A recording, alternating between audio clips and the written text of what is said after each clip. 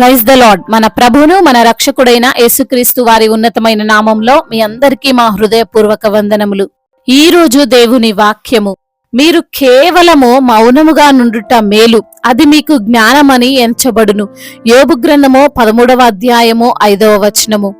If only you would be altogether silent, for you that would be wisdom.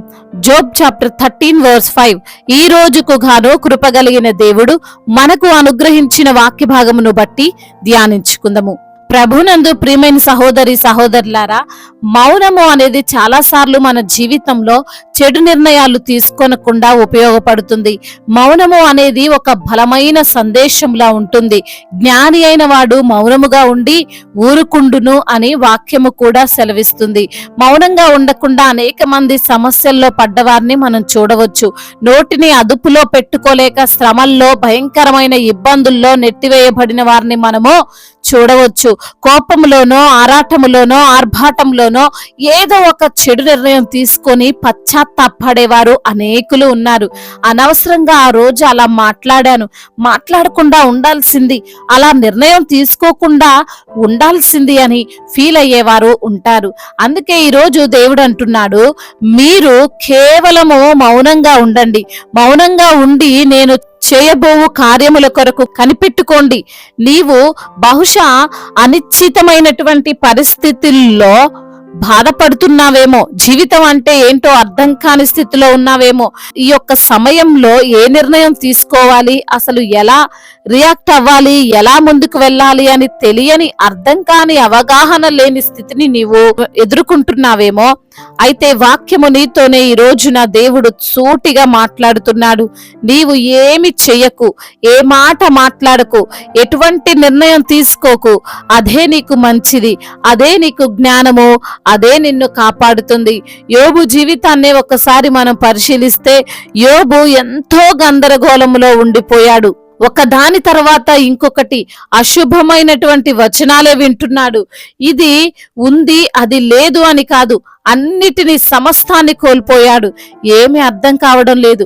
ఇప్పుడు అసలు ఏం చేయాలి, ఏం నిర్ణయం తీసుకోవాలి, ఎలా ప్రతిస్పందించాలి అనే విషయము యోబుకు తెలియడం లేదు. భార్య వచ్చి దూషించమంటుంది, స్నేహితులు వచ్చి నీదే తప్పంటున్నారు. ఊరంతా యోబు ఏదో భయంకరమైన పాపము చేశాడు, అందుకే ఇలా జరిగింది అని బహుశా అతన్ని నిందించి ఉండొచ్చు. అయితే యోబు నిర్దోషి అని యోబుకు తెలుసు, అతను నిర్దోషి అని దేవునికి తెలుసు, అతను ఏ తప్పు చేయలేదు అని అపవాదికి కూడా తెలుసు. అయినా సరే ఆ మాటలన్నీ యోబు భరించాడు, సహించాడు. నాదేం తప్పు లేదు, అంతా దేవునిదే తప్పు అని ఒక్క మాట కూడా అనలేదు. ఆ మాట కోసమే కదా అపవాది ఈ కష్టాన్ని తెచ్చాడు. అయినా సరే యోబు మౌనంగా ఉన్నాడు. యోబు ఇష్టం వచ్చినట్లు మాట్లాడలేదు, ఎవరిని ఏమీ అనలేదు. అసలు అలా ఎలా యోబు ఉండగలిగాడు అంటే, యోబు దేవుని వైపు చూస్తున్నాడు. యోబు ఆ కష్ట సమయంలో దేవుని గురించి ఆలోచిస్తున్నాడు. ఇచ్చినటువంటి దేవుడు తీసుకునే హక్కు కలిగి ఉన్నాడు అని అనుకున్నాడు. ఆయన చర్యలు అన్నీ కూడా న్యాయమైనవే అని గ్రహించాడు. ఆయన కారణం లేకుండా ఏమి చేయడు అని యోబుకు బాగా తెలుసు. అందుకే మౌనంగా ఉన్నాడు. అంత మాత్రమే కాదు, ఈ లోక సృష్టికర్త అయినటువంటి దేవుడు మరుక్షణములో పరిస్థితిని తారుమారు చేయగలడు అని కూడా తెలుసు. ఆయన ఇప్పటికీ ఎప్పటికీ తరతరములు ఆయనే దేవుడు అని తెలుసు. అందుకే యోబు మౌనంగా ఉన్నాడు, జ్ఞాని వలె ప్రవర్తించాడు. అందు నిమిత్తమే కదండి యోబు పోగొట్టుకున్న దానికంటే రెండింతలుగా ఆశీర్వదింపబడిన వాడు, తన యథార్థతను నిరూపించుకోగలిగినాడు, ఆశీర్వదింపబడినాడు. ఈ రోజున ఈ మాటలు వింటున్న ప్రియమైన సహోదరి సహోదరుడా, నీవు కష్టంలో ఉన్నావా? నీవు అనారోగ్యముతో పోరాడుతున్నావా? లేనిపోని నిందలు, అవమానాలు, అవహేళనలు, ఆర్థిక ఇబ్బందులు అన్నీ నిన్ను చుట్టుముట్టాయా? నాకేం చెయ్యాలో ఈ పరిస్థితుల్లో అర్థం కావడం లేదండి అనే పరిస్థితిని నీకు ఈ రోజు ఉందా? నీవేమీ కంగారు పడకు, భయపడకు.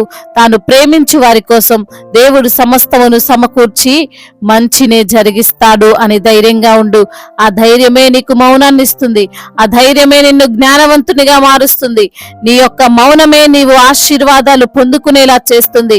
కాబట్టి ఈ మాటలు వింటున్న నీవు కంగారు పడిపోయి హడావుడి నిర్ణయాలు తీసుకోవద్దు, మాట జారవద్దు. దేవుడు ఏది చేసినా నీ మంచి కోసమే. ఆయన ఏది చేసినా దానిలో తప్పకుండా అర్థం ఉంటుంది. నీకు అది తెలియనంత మాత్రాన దేవుని పైన నింద వేయకు, మనుష్యులను దూషించకు, కుటుంబాన్ని బాధ పెట్టకు. మౌనముతో నీ యొక్క సమస్యను పరిష్కరించుకో. దేవుడు నీకు సహాయము చేసి తీరుతాడు. దేవుడి మాటలను దీవించి మన హృదయములో ఫలింపచేయునుగాక. వాక్య భాగమును బట్టి ప్రార్థించుకుందాము. ప్రతి ఒక్కరు కూడా ప్రార్థనలో ఏకీభవించగలరు. ప్రార్థన. మహాశక్తి సంపన్నుడా, మహోన్నతుడా, కృపా కనికరములు కలిగిన దేవా, జీవాధిపతి, మీకు స్తోత్రాలు చెల్లిస్తున్నాం తండ్రి. ఈరోజు నా లేఖనము ద్వారా మీరు మాతో మాట్లాడారు, మమ్మల్ని ఎంతగానో బలపరిచారు, ధైర్యపరిచారు, ఆదరించారు ప్రభువా. అవునయ్యా, కొన్నిసార్లు మౌనంగా ఉండడం కూడా మాకు మేలేనని, అది మాకు జ్ఞానమని మీ యొక్క లేఖనము ద్వారా మీరు మాతో మాట్లాడి మమ్మల్ని బలపరిచి ధైర్యపరిచినందుకు స్తోత్రాలు చెల్లిస్తున్నాం తండ్రి. అయా, ఏ విషయంలోనూ ప్రభా మిమ్మల్ని దూషించకుండా, నిందించకుండా అయా మీ యొక్క చిత్తానికి లోబడేటువంటి మనస్సును ప్రతి బిడ్డకు మీరు అనుగ్రహించండి. యోబు ఏ విధంగా అయితే మీ యొక్క మాటకు లోబడ్డాడో అయా, మరి తండ్రి ఆ విధంగా ప్రతి ఒక్క బిడ్డ కూడా అయా మీ యొక్క చిత్తానికి లోబడి రెండంతల ఆశీర్వాదములు పొందుకోవడానికి మీ యొక్క కృపను దయచేయమని వేడుకుంటున్నాం తండ్రి. అదే విధంగా ఈ రోజున వాక్యమును విని ప్రార్థనలో ఏకీభవిస్తున్న ప్రతి బిడ్డను మీరు పేరు పేరున ఆశీర్వదించండి. వారికి ఉన్న ఇరుకులు, ఇబ్బందులు అన్నిటి నుంచి కూడా విడుదల దయచేయండి. అనారోగ్యముతో బాధపడుతున్న ప్రతి బిడ్డను మీరు తాకండి. సంపూర్ణ ఆరోగ్యమును, శక్తిని, బలాన్ని వారికి మీరు అనుగ్రహించండి. అదే విధంగా అప్పుల భారాలతో కృంగిపోతూ, నలిగిపోతూ, ఆత్మహత్య చేసుకోవాలన్న తలంపుతో ఎందరైతే బిడ్డలు ఉంటున్నారో ఆ తలంపును యేసు నామములో కొట్టివేయండి. అప్పులు తీర్చుకునే సామర్థ్యాన్ని వారికి మీరు అనుగ్రహించమని వేడుకుంటున్నాం. ఎంత అప్పైనప్పటికీ యేసు నామములో దాన్ని కొట్టివేయమని వేడుకుంటున్నాం తండ్రి. అయా మరి తండ్రి, అదే విధంగా కుటుంబంలో కలహాలు, భార్యాభర్తల మధ్య విభేదాలు, అన్నదమ్ముల మధ్య ఆస్తి తగాదాలు, వాటన్నిటి నుంచి కూడా విడుదలను దయచేయమని వేడుకుంటున్నాం తండ్రి. ఎందరైతే బిడ్డలు ఈ రోజున కూలి పని చేసుకుంటున్నారో వారి యొక్క చేతుల కష్టార్జితాన్ని ఆశీర్వదించండి. వ్యవసాయం చేస్తున్న వారిని మీరు దీవించండి. తగిన ప్రతిఫలమును వారికి మీరు దయచేయండి. బిజినెస్ చేస్తున్న వారిని దీవించండి. అయా, ఎటువంటి మరి ప్రభా నష్టాలు వారికి కలగకుండా మీ యొక్క సహాయము వారికి అనుగ్రహించమని వేడుకుంటున్నాం తండ్రి. చిన్న బిడ్డలను కాచి కాపాడండి అయ్యా. యవన బిడ్డలందరికీ మీరు తోడుగా ఉండండి. యవన వయస్సులో తండ్రి అయా మీకు లోబడి మీ యందు భయభక్తులు కలిగినటువంటి జీవితాన్ని వారికి మీరు ప్రసాదించమని బ్రతిమిలాడుకుంటున్నాం తండ్రి. వివాహాల విషయంలో ప్రభా మీ చిత్తానికి లోబడే మనసును వారికి దయచేయండి. మీ యొక్క తండ్రి నామములో వారి వివాహము ఘనముగా జరుగునట్లుగా కృప చూపించండి. సాటి అయిన సహకారిని వారికి మీరు అనుగ్రహించమని బ్రతిమిలాడుకుంటున్నాం తండ్రి. అయా, అదే విధంగా నా ప్రభా అయా, కోర్టు సమస్యల నుండి, భూతగాథ సమస్యల నుండి బిడ్డలకు విడుదలను దయచేయండి. న్యాయమును తీర్చమని వేడుకుంటున్నామయ్యా. మా భారతదేశాన్ని మీరు జ్ఞాపకం చేసుకోండి. సమాధానముతో నింపండి. అధికారులందరికీ మీరు తోడుగా ఉండండి. సమయోచితమైనటువంటి జ్ఞానమును, వివేచనను వారికి మీరు అనుగ్రహించండి. దైవజనులందరికీ మీరు తోడుగా ఉండండి అయా. సువార్థికులను మీరు బలపరచండి. మిషనరీస్ ని మీరు దీవించండి అయా. మీ యొక్క పరిచర్యలో వారు ముందుకు వెళ్తుండగా వచ్చే ఆటంకాలు, అడ్డంకులు అన్నిటి నుంచి కూడా విడుదల దయచేయమని వేడుకుంటున్నాం తండ్రి. అదే విధంగా నా ప్రభువ, అనాథలుగా ఉన్నారో, అభాగ్యులుగా ఉన్నారో, విధవరాండ్లుగా ఉన్నారో వారిని బట్టి ప్రార్థిస్తున్నామయ్యా.